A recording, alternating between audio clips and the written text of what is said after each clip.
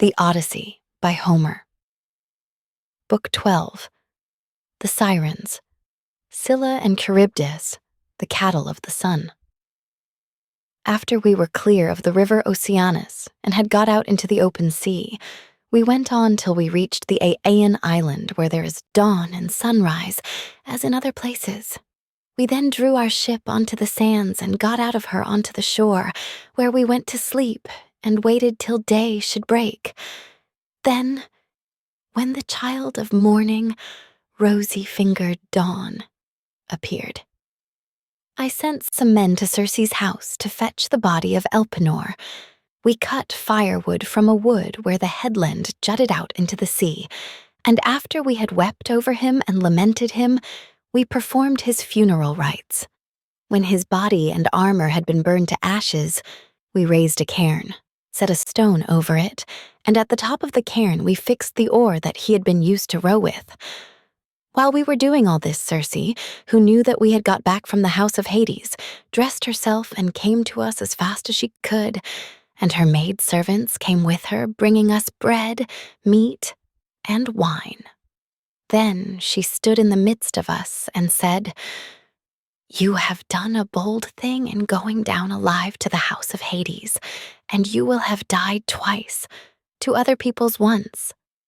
Now, then, stay here for the rest of the day, feast your fill, and go on with your voyage at daybreak tomorrow morning. In the meantime, I will tell Ulysses about your course, and will explain everything to him so as to prevent your suffering from misadventure either by land or sea." We agreed to do as she had said, and feasted through the livelong day to the going down of the sun, but when the sun had set and it came on dark, the men laid themselves down to sleep by the stern cables of the ship. Then Circe took me by the hand and bade me be seated away from the others, while she reclined by my side and asked me all about our adventures. "So far so good," said she, when I had ended my story, "and now pay attention to what I am about to tell you. Heaven itself, indeed, will recall it to your recollection.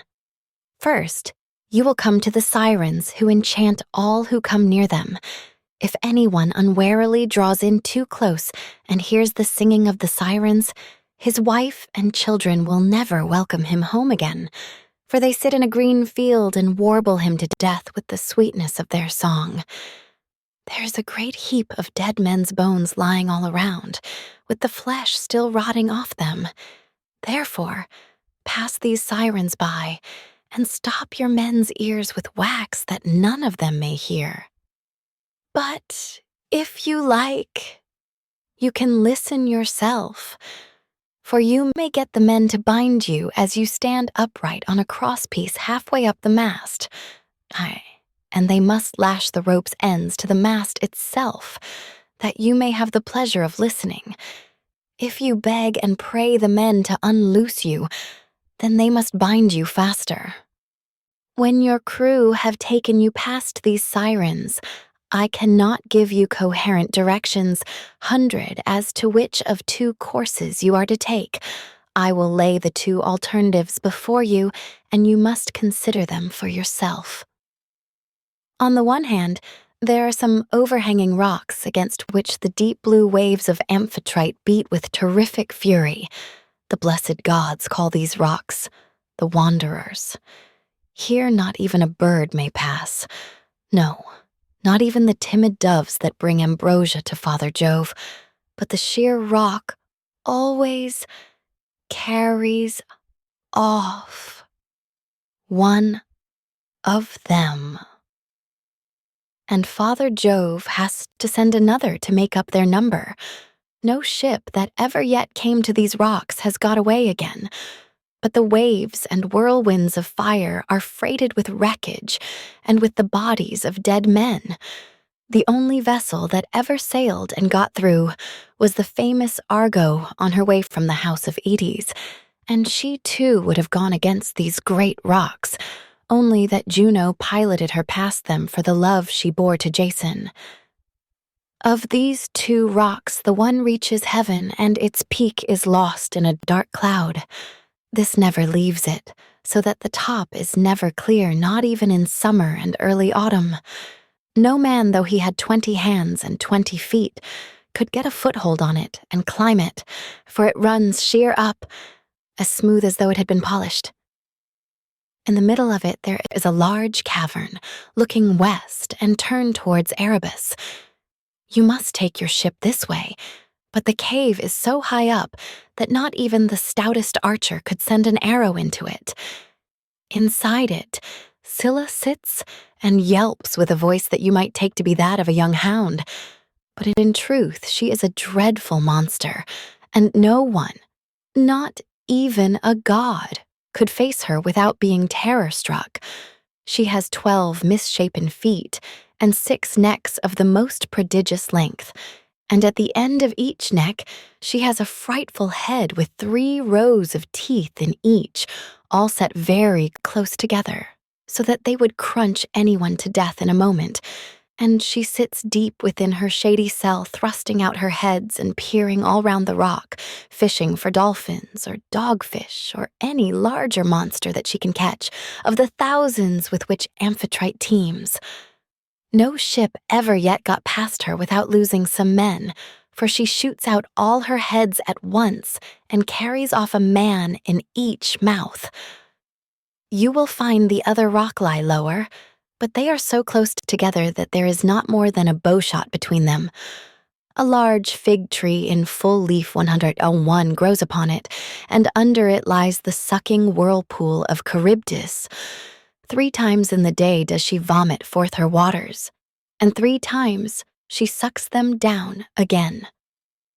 See that you be not there when she is sucking, for if you are, Neptune himself could not save you. You must hug the Scylla side and drive ship by as fast as you can, for you had better lose 6 men than your whole crew. Is there no way, said I, of escaping Charybdis, and at the same time keeping Scylla off when she is trying to harm my men? You dare devil, replied the goddess. You are always wanting to fight somebody or something. You will not let yourself be beaten even by the immortals, for Scylla is not mortal. Moreover, she is savage, extreme, rude, cruel, and invincible. There is no help for it. Your best chance will be to get by her as fast as ever you can, for if you dawdle about her rock while you are putting on your armor, she may catch you with a second cast of her 6 heads and snap up another 6 of your men. So drive your ship past her at full speed and roar out lustily to Crataeis, who is Scylla's dam. Bad luck to her. She will then stop her from making a second raid upon you. You will now come to the Thrinacian island, and here you will see many herds of cattle and flocks of sheep belonging to the sun god, 7 herds of cattle and 7 flocks of sheep, with 50 head in each flock. They do not breed, nor do they become fewer in number, and they are tended by the goddesses Phaethusa and Lampeti, who are children of the sun god Hyperion by Neaera. Their mother, when she had borne them and had done suckling them, sent them to the Thrinacian island, which was a long way off, to live there and look after their father's flocks and herds. If you leave these flocks unharmed and think of nothing but getting home, you may yet, after much hardship, reach Ithaca. But if you harm them, then I forewarn you of the destruction both of your ship and of your comrades.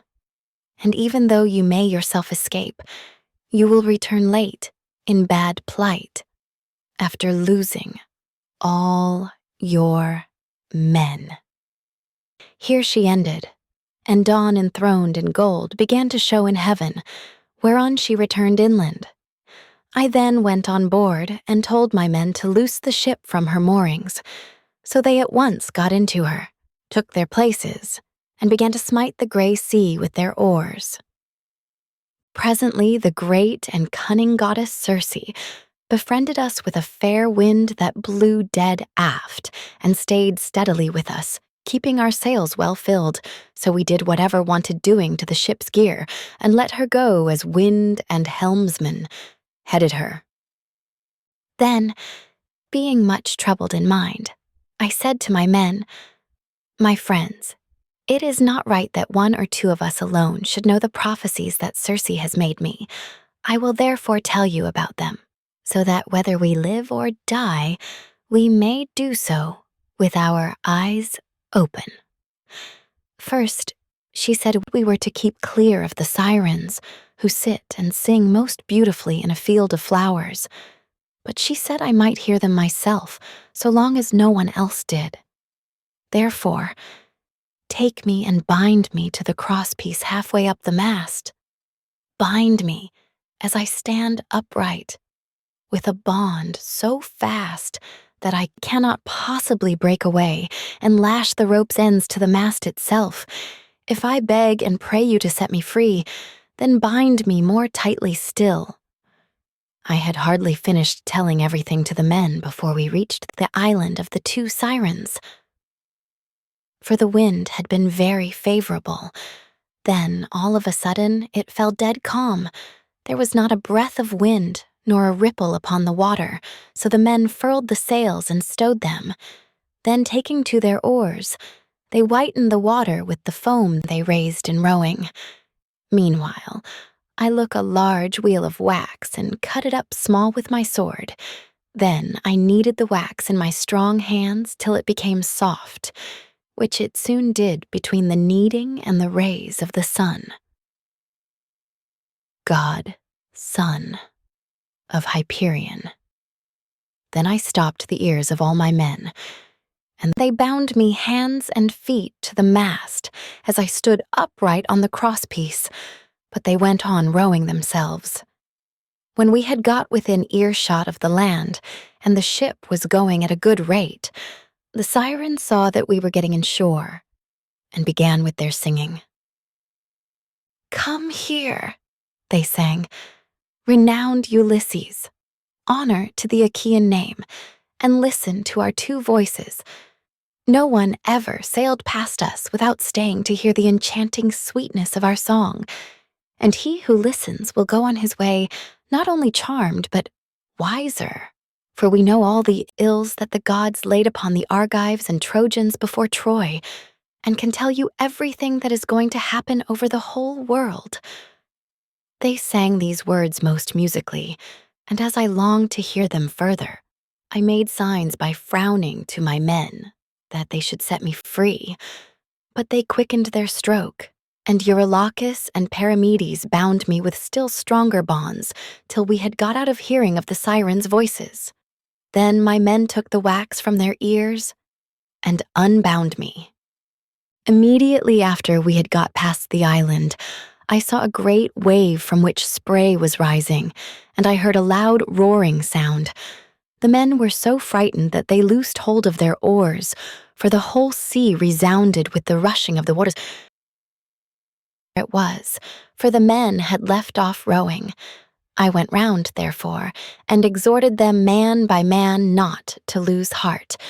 "My friends," said I, "this is not the first time that we have been in danger, and we are in nothing like so bad a case as when the Cyclops shut us up in his cave. Nevertheless, my courage and wise counsel saved us then, and we shall live to look back on all this as well. Now, therefore, let us all do as I say. Trust in Jove, and row on with might and main. As for you, coxswain, these are your orders. Attend to them, for the ship is in your hands. Turn her head away from these steaming rapids and hug the rock, or she will give you the slip and be over yonder before you know where you are, and you will be the death of us." So they did as I told them. But I said nothing about the awful monster Scylla, for I knew the men would not go on rowing if I did, but would huddle together in the hold. In one thing only did I disobey Circe's strict instructions. I put on my armor. Then, seizing two strong spears, I took my stand on the ship's bows. For it was there that I expected first to see the monster of the rock, who was to do my men so much harm, but I could not make her out anywhere, though I strained my eyes with looking the gloomy rock all over and over. Then we entered the straits in great fear of mind, for on the one hand was Scylla, and on the other, dread Charybdis kept sucking up the salt water. As she vomited it up, it was like the water in a cauldron when it is boiling over upon a great fire, and the spray reached the top of the rocks on either side. When she began to suck again, we could see the water all inside whirling round and round, and it made a deafening sound as it broke against the rocks. We could see the bottom of the whirlpool all black with sand and mud, and the men were at their wits' ends for fear. While we were taken up with this, and were expecting each moment to be our last, Scylla pounced down suddenly upon us and snatched up my 6 best men. I was looking at once after both ship and men, and in a moment I saw their hands and feet, ever so high above me, struggling in the air as Scylla was carrying them off, and I heard them call out my name in one last despairing cry, as a fisherman, seated, spear in hand, upon some jutting rock, throws bait into the water to deceive the poor little fishes, and spears them with the ox's horn with which his spear is shod, throwing them gasping onto the land as he catches them one by one. Even so did Scylla land these panting creatures on her rock and munch them up at the mouth of her den, while they screamed and stretched out their hands to me in their mortal agony. This was the most sickening sight that I saw throughout all my voyages. When we had passed the wandering rocks, with Scylla and terrible Charybdis, we reached the noble island of the sun god, where were the goodly cattle and sheep belonging to the sun Hyperion. While still at sea in my ship, I could bear the cattle lowing as they came home to the yards, and the sheep bleating.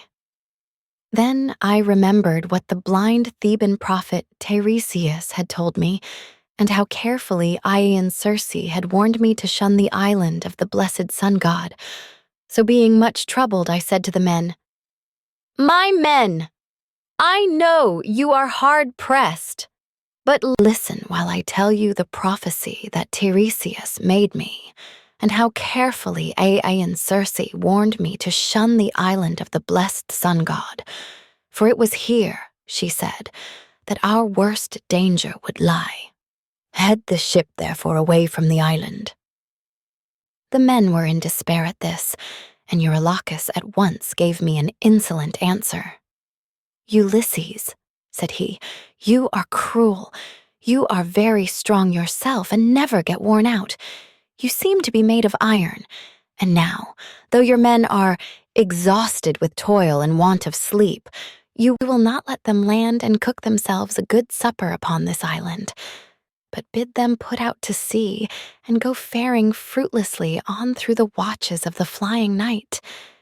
It is by night that the winds blow hardest and do so much damage. How can we escape should one of those sudden squalls spring up from southwest or west, which so often wreck a vessel when our lords the gods are unpropitious? Now, therefore, let us obey the behests of night and prepare our supper here hard by the ship.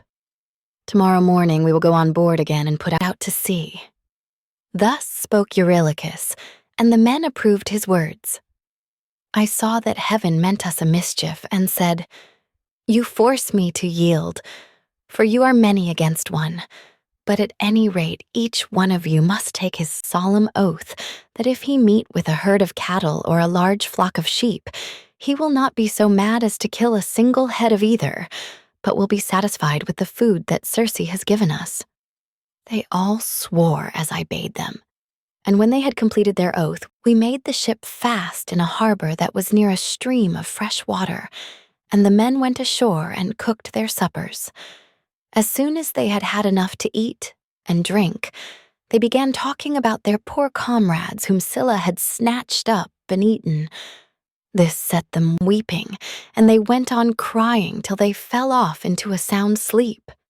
In the third watch of the night, when the stars had shifted their places, Jove raised a great gale of wind that flew a hurricane so that land and sea were covered with thick clouds, and night sprang forth out of the heavens. When the child of morning, rosy-fingered dawn appeared, we brought the ship to land and drew her into a cave, wherein the sea nymphs hold their courts and dances, and I called the men together in council. "My friends," said I, "we have meat and drink in the ship. Let us mind, therefore, and not touch the cattle, or we shall suffer for it. For these cattle and sheep belong to the mighty Sun, who sees and gives ear to everything." And again, they promised that they would obey. For a whole month, the wind blew steadily from the south, and there was no other wind, but only south and east. As long as corn and wine held out, the men did not touch the cattle when they were hungry. When, however, they had eaten all there was in the ship, they were forced to go further afield, with hook and line, catching birds, and taking whatever they could lay their hands on, for they were starving. One day, therefore, I went up inland that I might pray heaven to show me some means of getting away. When I'd gone far enough to be clear of all my men and had found a place that was well sheltered from the wind, I washed my hands and prayed to all the gods in Olympus till by and by they sent me off into a sweet sleep.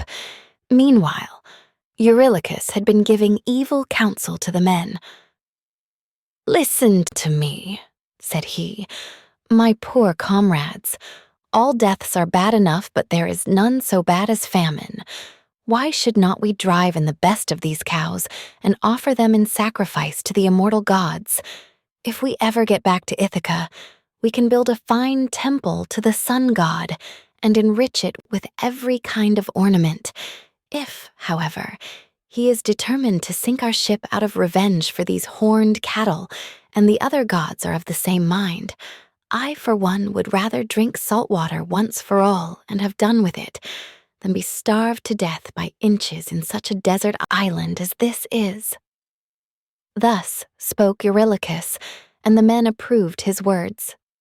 Now the cattle, so fair and goodly, were feeding not far from the ship. The men, therefore, drove in the best of them, and they all stood round them saying their prayers and using young oak shoots instead of barley meal, for there was no barley left. When they had done praying, they killed the cows and dressed their carcasses. They cut out the thigh bones, wrapped them round in 2 layers, set some pieces of raw meat on top of them. They had no wine with which to make drink offerings over the sacrifice while it was cooking, so they kept pouring on a little water from time to time while the inward meats were being grilled. Then, when the thigh bones were burned and they had tasted the inward meats, they cut the rest up small and put the pieces upon the spits. By this time, my deep sleep had left me, and I turned back to the ship and to the seashore. As I drew near, I began to smell hot roast meat, so I groaned out a prayer to the immortal gods. "Father Jove," I exclaimed, "and all you other gods who live in everlasting bliss, you have done me a cruel mischief by the sleep into which you have sent me. See what fine work these men of mine have been making in my absence." Meanwhile, Lampetie went straight off to the sun and told him we had been killing his cows, whereon he flew into a great rage and said to the immortals, "Father Jove, and all you other gods who live in everlasting bliss, I must have vengeance on the crew of Ulysses' ship. They have had the insolence to kill my cows, which were the one thing I loved to look upon, whether I was going up heaven or down again. If they do not square accounts with me about my cows, I will go down to Hades and shine there among the dead." "Sun," said Jove, "go on shining upon us gods and upon mankind over the fruitful earth. I will shiver their ship into little pieces with a bolt of white lightning as soon as they get out to sea." I was told all this by Calypso, who said she had heard it from the mouth of Mercury. As soon as I got down to my ship and to the seashore, I rebuked each one of the men separately, but we could see no way out of it, for the cows were dead already. And indeed, the gods began at once to show signs and wonders among us, for the hides of the cattle crawled about, and the joints upon the spits began to low like cows, and the meat, whether cooked or raw, kept on making a noise just as cows do. For 6 days, my men kept driving in the best cows and feasting upon them. But when Jove, the son of Saturn, had added a 7th day, the fury of the gale abated. We therefore went on board, raised our masts, spread sail, and put out to sea. As soon as we were well away from the island and could see nothing but sky and sea, the son of Saturn raised a black cloud over our ship, and the sea grew dark beneath it. We did not get on much further, for in another moment we were caught by a terrific squall from the west that snapped the forestays of the mast so that it fell aft. While all the ship's gear tumbled about at the bottom of the vessel, the mast fell upon the head of the helmsman in the ship's stern, so that the bones of his head were crushed to pieces, and he fell overboard as though he were diving, with no more life left in him.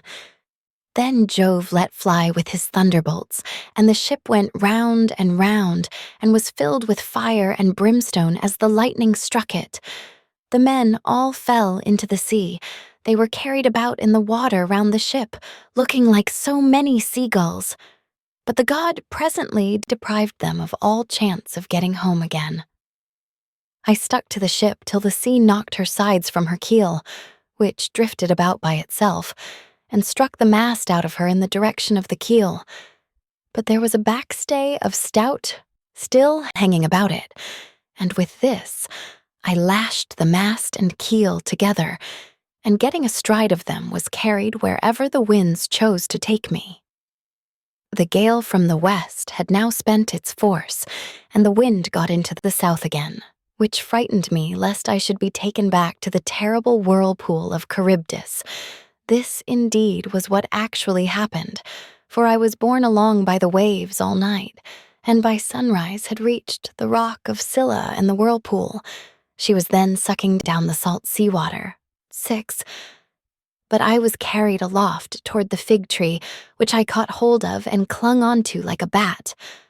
I could not plant my feet anywhere so as to stand securely, for the roots were a long way off, and the boughs that overshadowed the whole pool were too high, too vast, and too far apart for me to reach them. So I hung patiently on, waiting till the pool should discharge my mast and raft again. And a very long while it seemed. A juryman is not more glad to get home to supper after having been long detained in court by troublesome cases than I was to see my raft beginning to work its way out of the whirlpool again. At last, I let go with my hands and feet, and fell heavily into the sea, hard by my raft, onto which I then got, and began to row with my hands. As for Scylla, the father of gods and men would not let her get further sight of me, otherwise I should have certainly been lost. Hence I was carried along for 9 days till on the 10th night the gods stranded me on the Ogygian island, where dwells the great and powerful goddess Calypso. She took me in and was kind to me, but I need say no more about this, for I told you and your noble wife all about it yesterday, and I hate saying the same thing over and over again.